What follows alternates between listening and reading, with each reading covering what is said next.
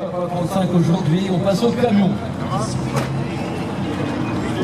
Alors, n'étant pas expert en camion non plus, donc je vais pouvoir m'appuyer sur ce propriétaire de ce camion-là pour nous faire une présentation, l'année et les particularités, parce que c'est pas quelque chose qu'on voit tous les jours, qui n'est pas commun dans cet état-là non plus, mais bon, après c'est un véhicule professionnel de base, donc il a vécu, enfin, il a une vie en tout cas, mais en tout cas il est dans un état exceptionnel. Donc, est-ce que tu peux nous dire son année, le modèle particulier, un peu son parcours? Alors c'est un Mercedes L312 de 1959. Il est poussé par mon arrière-grand-père qui était transporteur dans le ministère. Il a roulé jusqu'en 81 pour le transport Meret. Après il a pris place côté collection, il a été dans un entrepôt stocké. Et il a été refait en 2005 pour les 70 ans de l'entreprise. Il y a une McLaren derrière. Donc ils transportaient quoi? Un peu de tout niveau, il avait un usage particulier. Alors, qui n'est pas loin, on saurait mieux vous dire. Mais je crois qu'il faisait du chou-fleur. Je suis pas sûr, je ne vais pas dire de bêtises. Donc ce véhicule-là, il a fait, je pense, en termes de compteur, je ne sais pas si à l'époque on sait combien de millions de kilomètres. Il y a un compteur qui a été rajouté après. Il n'avait pas forcément au départ. Pour contrôler les heures. Mais... Donc aujourd'hui, il sert de vitrine à l'entreprise. Transport Meret fait partie du groupe STG, donc il n'y a plus l'entité Meret sur les camions. Le nom a été conservé pour ce camion-là, forcément. C'était sa couleur d'origine ou il a été... C'était sa couleur d'origine. Est-ce qu'on peut regarder un petit peu, faire le tour? Parce qu'il y a assez grand, donc on va prendre notre temps. Donc les pneumatiques, je suppose, qui ont été remplacés, c'est des trucs qu'on trouve toujours... compliqué. Ouais. C'est du pneu de camion militaire.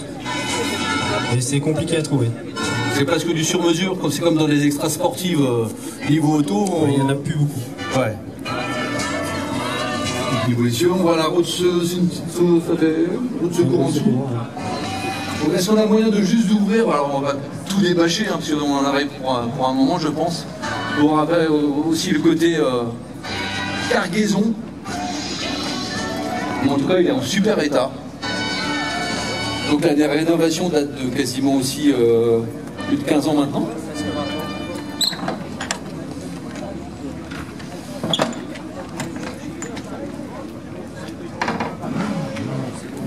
Alors avec la PA 35, on a souvent l'occasion de se croiser à l'occasion de rassemblements statiques ou même à la traversée de Rennes, je crois, généralement.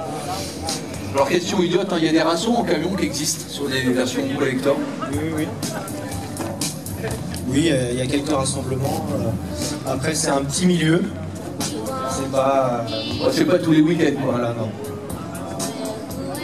Donc il y a une édition nationale ou un groupement une fois par an ou avec des vieux camions comme ça. Souvent c'est avec des collègues transporteurs. Ouais. Où chacun ressort, on va dire, les archives et l'histoire des entreprises. Donc au niveau chou-fleur, donc on a ce beau Mercedes là, donc lui qui a une belle retraite aujourd'hui. On rentre une voiture dedans.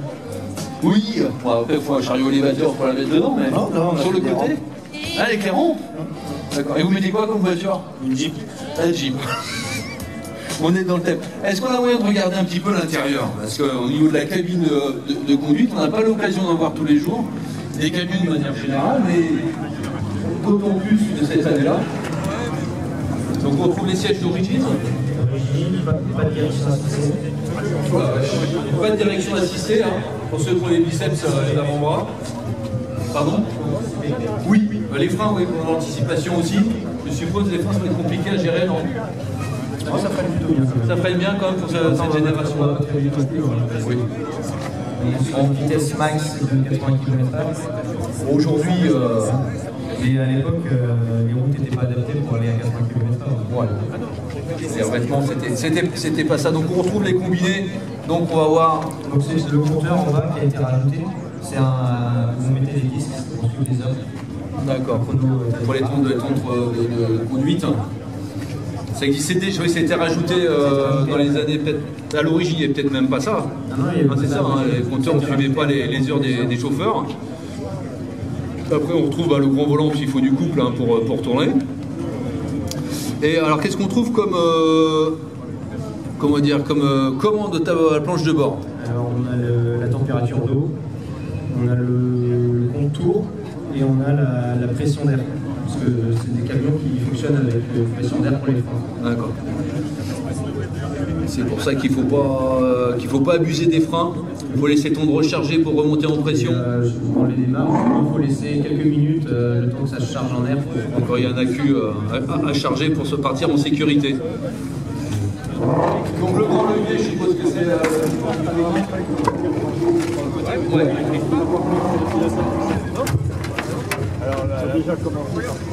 Alors, qu'est-ce que c'est comme moteur?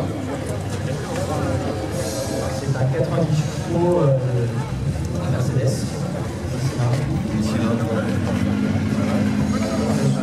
Ouais, bon bah. Après, c'est quand même des blocs. Déjà Mercedes, par tradition, ont été assez robustes côté camion, d'autant plus. C'est aussi leur cœur de métier, hein, Mercedes. Après, côté rénovation, il est dans en excellent état. Après, il n'y a pas de. Voilà, il ne baigne pas dans l'huile. Il est stop. Il est dans un garage. Voilà, il est à l'abri maintenant, il est bichonné. C'est pas le cas au début, mais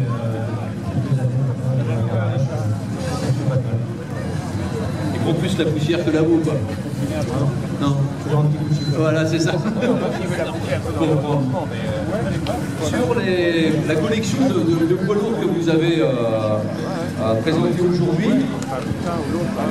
les modèles là-bas, si on regarde un peu loin, on va aller écouter à l'arrière. Celui-ci, donc, il est dans les années 50. 59, oui. 59, je suis pas loin. Donc on a un Volvo, donc c'est un peu plus contemporain. À gauche, si je prends à la gauche. Alors, ici, on est sur un Volvo F12 de 1992.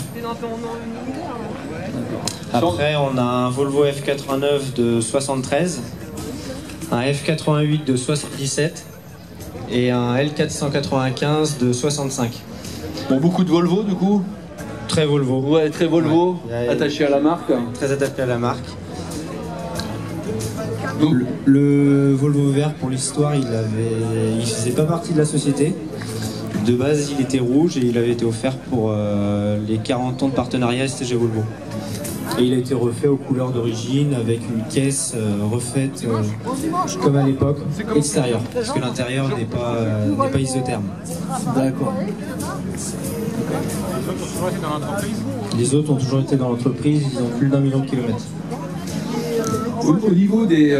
donc, lesquels sont, je ne vais pas dire démilitarisés, mais parce que je vois une Jeep passer, mais celles qui sont plus en activité. Tout l'ensemble ici des camions ont été mis de côté, ou il y a encore peut-être le Volvo F12 qui est encore opérationnel. Il me sert à moi, ouais. Mais il n'y a plus personne à rouler avec ici.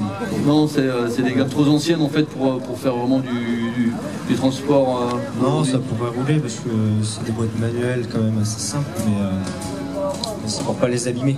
D'accord. Faut quelqu'un de soigneux quand même. Oui, c'est entre toutes les mains. D'accord. Bon, après, il y a conducteur et conducteur, comme pour tout véhicule. Voilà, faut y prendre soin, et c'est pour ça qu'ils sont encore là, c'est qu'il y a des personnes qui en ont pris soin. Voilà. Merci à tous ceux qui prennent soin des véhicules pour les partager 30 ans après. Donc merci à vous. En tout cas, c'était encore un beau convoi aujourd'hui de voir ces véhicules-là présentés aujourd'hui aux étangs. Merci beaucoup. Bah de rien, c'était avec plaisir.